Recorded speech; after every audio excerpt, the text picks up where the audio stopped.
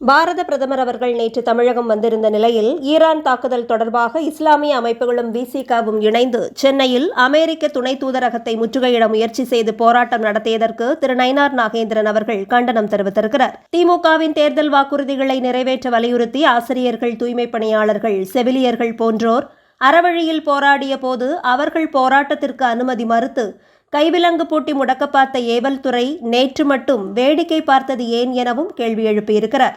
நியாயமான கோரிக்கைகளை வலியுறுத்தி போராடும் சராசரி பொதுமக்களுக்கு ஒரு நியாயம், திமுகவின் கூட்டணி கட்சியினருக்கு ஒரு நியாயமா?